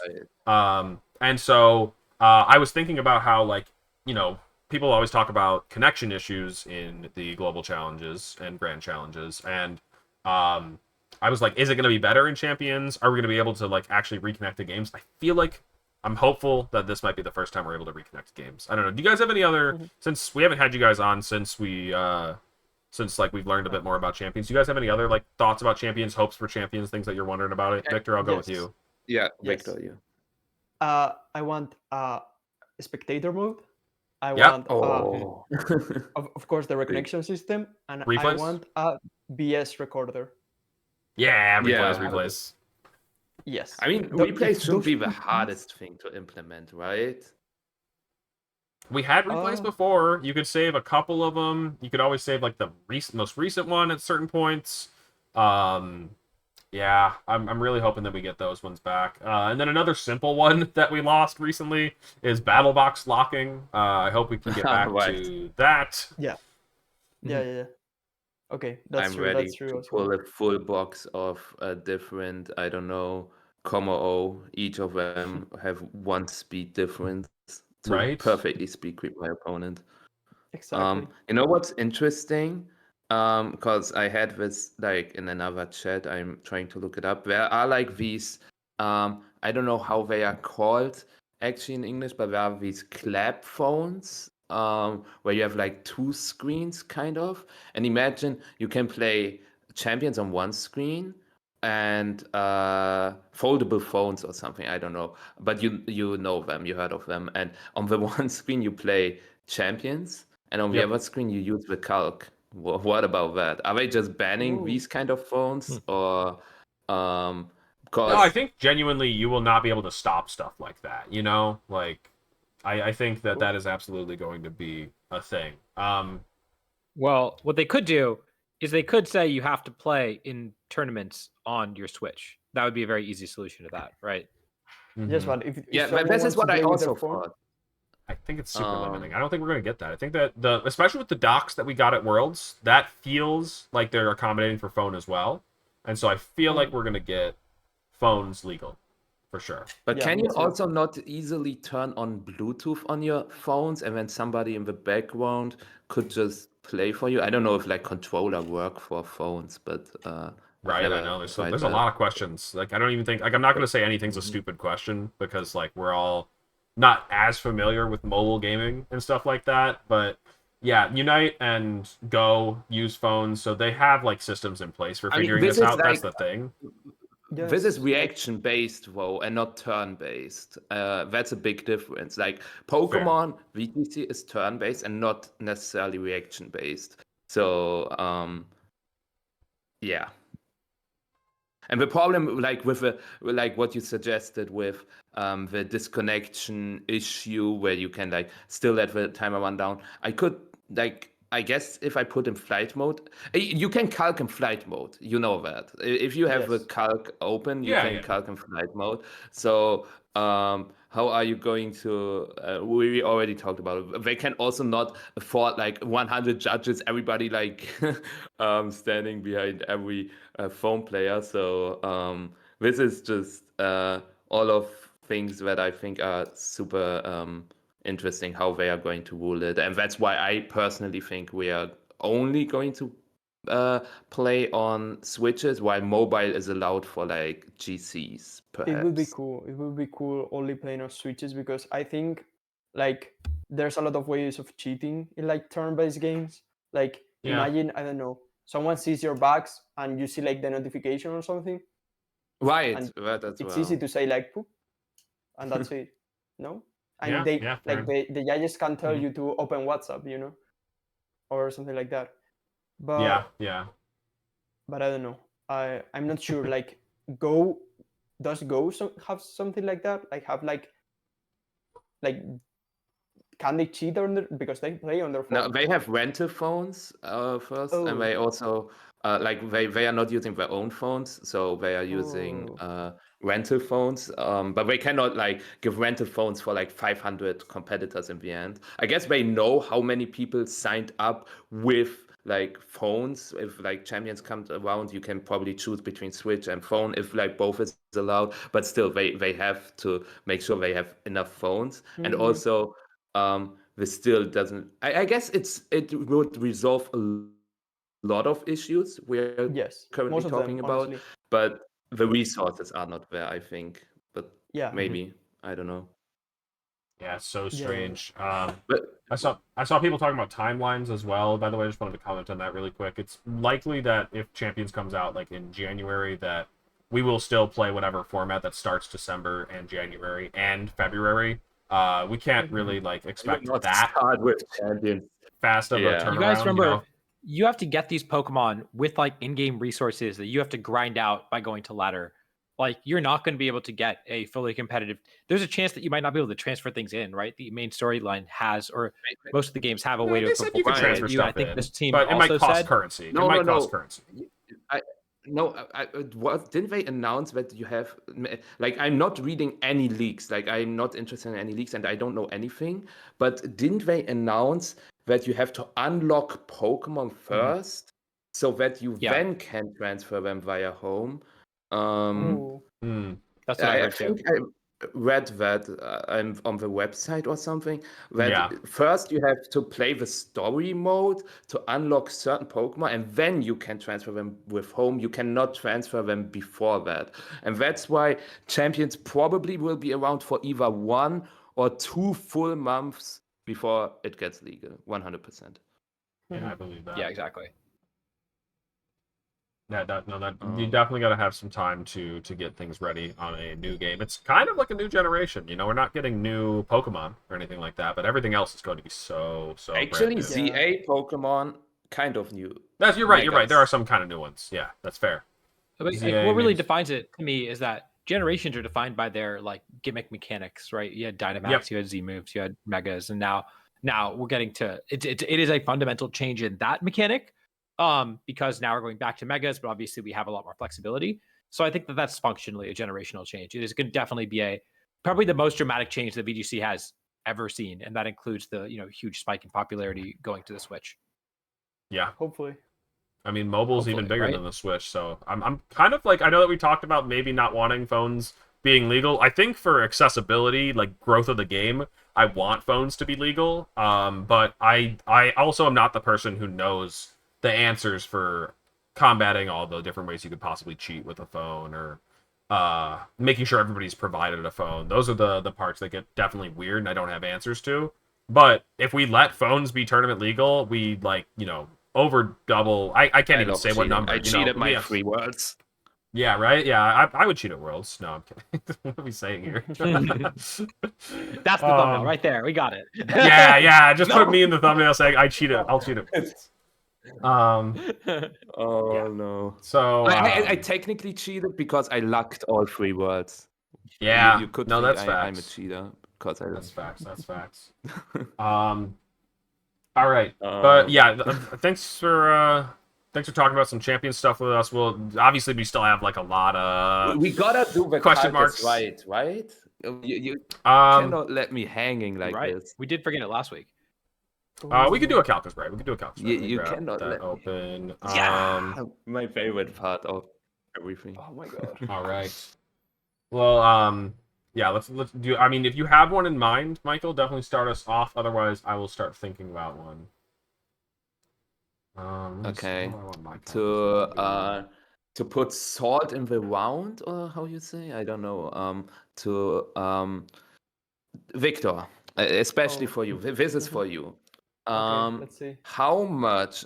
Like for everybody, obviously, but this is a great one for you to bring back PTSD. I'm scared. How much does a 156 impish Zamazenta Okay. do against a max HP 156 impish Terra Water Zamazenta with a body press critical hit? Okay, I'm guessing more than 50. Well, hold on. 50% right You now. gotta. Okay. Oh, let me. The way that it works gotta is you just wait kind of think of your until- number, Wait, and wait, then just when you're ready, say you're locked in. Does it Yeah. does it have POW on the field? No sort of win. Just Okay. or actually, since it was with sort of win extra Yeah. for you, we will do with sort of win. All right, with POW. Okay. All right. The extra. Sorry. So what? It's 156 defense Zamazenta critical hitting a Terra Zamazenta. Was that it? 56 impish. Yeah, max HP 156 as well. Okay. And the opposing Zamazenta Terra. Yeah. Mhm. What you said. Okay. Yes. And you said that it's Terra fighting Zamazenta using body press? Wait. I'm just kidding. No, I'm just no, kidding. no, I'm just no. kidding. I know that it's just- Kunagawa used that, right? Yes. Sort of win. Not cut out. Yeah. Was Alright. he the only one? I got a number. Probably, right? Probably. Yeah. I got my number as well. I have my number 2. All right. Okay. Pick somebody to start. I have no idea actually. I would say. Okay, Victor, you start. I would say 92%. Okay. 2. Okay. Adi, since you played Zama as well, what do you think? I feel like I must have missed a multiplier because I thought the number was much lower. I was debating, would this into a non-crit 1 kill? And I think the answer is yes, but just barely. So I'm gonna say 73. Wow. All right. Well, I'm with Adi here. My number was 75, so I'm just hanging out right by him. I was just gonna go for 75. Let's see. So Zamazenta, I think For me, it was Michael, the yours Sword works as a Ruin. base here. Zamazenta, that works as well. Well, I guess I don't need to change that. This one, Terra Dragon is the same difference. Terra, Body Press, Sword of Ruin, Crit. Okay, I think I have everything Is that it? there. I think I'm seeing Cool. 68 to 81. That's probably counts correctly. Yeah. Cool. All right. I thought it was going to do way more with Sword of Ruin. Yeah, there was a No, POW. There was a POW. We added the POW in Yeah. after the fact. Yes. Yes. Okay. Next up, Makes anybody sense. have one? Makes sense. No, not really right now. I got one. This is an Okay. important calc you're gonna have to know. I was thinking about, Okay. Reg H had all these Pokemon that popped up, did really well at 1 or 2 tournaments, and then fell off the face of the earth. Where did they go? I thought they were cool. I thought it was cool that these Pokemon are doing well. So we're gonna do a calc for one of those. That I was like, So what I was doing was I was going through a list of those in my mind and trying to figure out which ones could I use, which ones might be a fun little experiment that people just kind of stopped using. And Yin Mega came up. Wolf, of course, got top 16, I think, at Louisville Regionals with it. A couple of the people did well at that tournament with it. People tested it out a little more. People kind of stopped using it. But I wonder why. I thought it was a cool Pokemon. I want to see people use it again. So we're going to do a Yin Mega calc. It's modest max special attack Yin Mega. It's clicking Bug Buzz into an Incineroar. And we'll say the Incineroar is 252 HP, 76 Bedef. Bold or Impish. How much is the Bug Buzz doing? I got my number. No multipliers, no nothing. No. No multipliers. We're just doing a. You should know this calc. Okay. Gotta know this I calc. have no idea. I have no Gotta idea. know this I calc. don't know If if you it's can Mega. hear me, but my internet is really bad right now. I hope Yes. Yeah. it's like somewhat fine. It is lagging a bit. But okay. Did you hear the calc then, Michael? I can hear everything, but I don't know if you can hear me well enough. Like I Yeah, hear everything and I sounds very see good right now. everything. So Sounds good. All right, Okay. I'm ready whenever. same. All right. Victor, you ready? Yes, I am. All right. We'll start with Michael. What do you think? I'm a Red Bets player, so I know that calc perfectly. It's 47. 47. All right. Victor, what do you think? I thought 43. And Alex, what do you think? Okay, well, I mean, I was 44 the whole time. Dang. All right. no. I feel like Wow. And We might really- 47 might be a little high. Michael feels a little nervous that he said like 3% higher. Yeah. Okay. What did you say? Max HP 76 defense? 252, 76. Yeah. Or 76 Yeah, sped I def. thought- What? Same difference. Yeah, I thought a little bit less than half. So I feel like the Yon Vegas, I don't know if they're what nature they're supposed to run, whatever. But wow. All right. Oh, Michael Yeah. gets owned. Michael gets owned. Michael was so confident. Michael was so confident. Only one. He's a Renbets player. Oh, Sorry, it's not a level 87 Yin Mega versus a level 66 Incineroar. So No, dude, it's not that broken. to know shit. True. Not that in the calculation. No. Oh my god. That's pretty funny. what weird move we had. I'm If he trying to think of, laddered like- more. Somebody said if he laddered more. Don't bring this back up. All right. All right, it's me and Victor, right? Victor, do you have one ready? Yeah. No, not at all. Okay. I'm trying to think of like weird ones. Right. Okay. Okay. I have one ready. I don't know the answer, but I have one ready. Okay. all right. Okay, it's a stamina boosted Arcaludon for scale shot, body press. Yep. Okay. The Arcaludon is 76 volt. Yep. Into an Archaludon, but he did Terra into grass or neutral type, and the other Arcaludon is 252 HP for defense.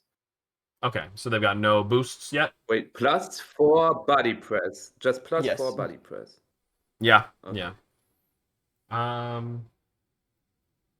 All right. I think I'm ready.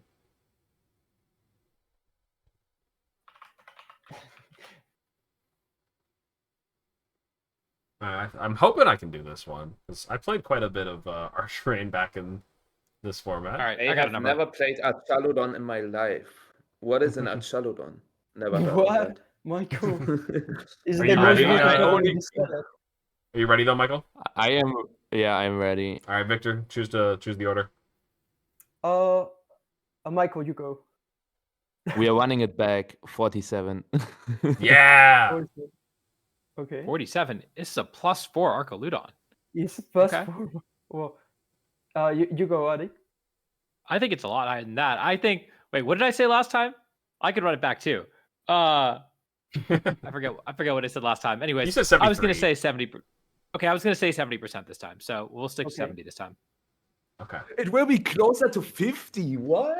Oh, wait. Well, I'm going for 56. 56. I feel like It'll kill if it was like a neutral only one. 1% but- person will be right. Yeah, we're all on different enough answers, so that's the Yeah. fun part. We're all really uncertain here. Actually, would- maybe I it would could be guess- 47 to 56, perhaps. There's a range I that would we're all guess wrong. Alex was right, no? Like Let me see. I would guess that. I don't know. 76 volt. I guess bumped it up Terra because of Grad- that. What am I missing? Terra. Oh, the stats, plus of four. course. Wait, Yeah. wait, what? Sort of win. Sort of ruin, sort of ruin, sort of ruin, sort of ruin. Yeah, that's sort of ruin. That Okay. looks that makes about sense. right. All right. I know my Who's range. playing Yes. bold? That's Saluda. Put out the bold. They were all bold. They were all bold, Mike. Builder. They were all Put the bold. bold back in the builder. No. What? Tell that Put to the Elizabeth. bold in Elizabeth the started bag. with Put the bold. fries in the bag. I'm working at McDonald's from now on. Yeah. He's got no calcs, dude. He knows nothing. I gotta stump him with this last one and help him go over 3. I don't mind any McDonald's workers, but I just think the phrase of "put the fries in the bag" it's too funny. It is. It is a very comedic one. All right. Let me look at this for a bit of inspiration here. I'm thinking it's got to be some kind of stupid, maybe Annihilate or Dragonite calc. Let's man. Okay, so what does Rage Fist cap out at, Michael? Is it 6 hits or more? 350. 350. That is 6 hits. Yeah. Okay. Let's do that. Let's do a max stacked Rage Fist from a Annihilate. We'll give it. What does the calc default have? Bulk up leftovers. 36 adamant. 36 adamant.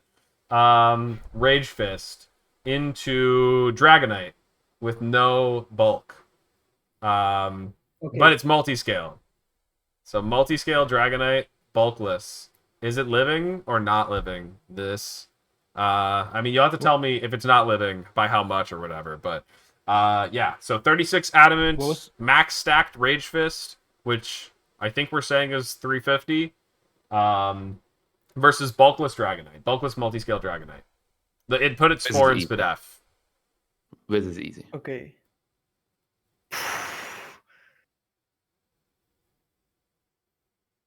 This is free. This is so free. All right. I got a Is number. it? Yeah.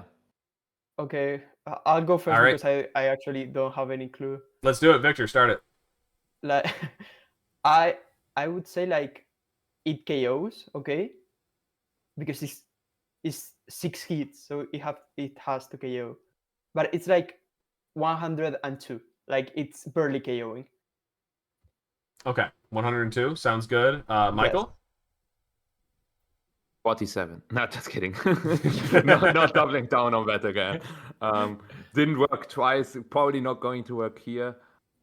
Wait. I only had like my calculation. It is 91. Yeah. That's my. That's where I messed up. I should have tried to make another calc that lines up at 47, but this one's clearly not 47. Adi. I think everything Victor said is exactly what I felt. I think it was just barely going to KO. You said 102, right? Yes. Okay, I was going to say 103. That's so Okay. funny. So many close My numbers. thought was it does 13, and then 13 times 7 is 91. Like 13 is a good guess. Like the base should be 13, or is it like 14? Please. Oh, I was right. pretty I was sure- right. I can already see it. I can already see it. I can feel it. I can feel it. Yes. Oh my god. Yes. So it's actually still not dying. Yeah. I'll be honest, I'm surprised too. I was expecting it to be dead. I was with you guys What? and thinking that it was dead. This is how broken multi-scale is. Yeah, And in fact, but- my brain was doing something really stupid when coming up with the calc, and I was like, should we calc this into Incineroar, which resists it? And then I was like, actually, multi-scale is the same thing as resisting it, so it's so goofy. Oh Yeah. my god.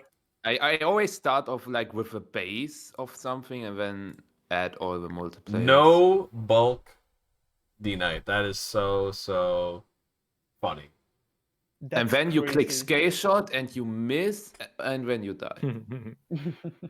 This is like a Reg A or Reg B ape set. I mean, people still run the bulk up one. I don't know Wait. if the what is it? Actually, The they other want ones are jolly, that much I think. stronger. That's the thing. Yeah, It's like they they're are usually actually jolly. weaker. Yeah. Right. They are not running max attack adamant. Actually, Yeah. who knows? I will be the Jolly next player who 252, runs it does like exceed it, but I don't think people use that often. There's a lot of HP investment, especially like for Final Jolly Gambit. 68. There's Jolly 68 attack, and that is like. Well, that's definitely weaker, right? That's 10 points weaker. Yeah. So, Yeah. wow. Oh wow. No, this was like And being it was generous just to really the ape in harsh. terms of power, Yeah. and it still couldn't get there with max stacked rate. Like, also, this is not even something you can set up in a single turn. I guess you could if the opponent helped you and hit you with like a multi. You scale shot yourself and you hit can yourself pop 5 population times. boom. Oh, pop bomb. Oh, side pop bomb. Thank you. Terra Steel, side pop bomb. Yes. There we go. Okay. That's I think that's gonna be it for this one then.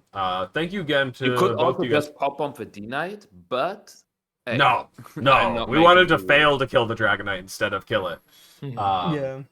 If I'm you're so ready here to- now, but Yeah, you no, couldn't catch yeah. the whole thing, couldn't catch the beginning, this will be uploaded on YouTube tomorrow.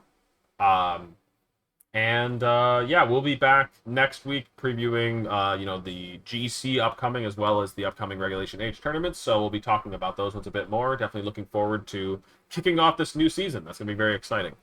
Thank you again, Victor and Michael, for being on for this one. Really appreciate you both. Thank you for having me. Thank you. It's It's always a looks pleasure. like we're going to throw the raid over to Topo Wapo. Y'all have a good rest of your night. Catch you around. Peace out, peeps. See you guys. Good night. Bye.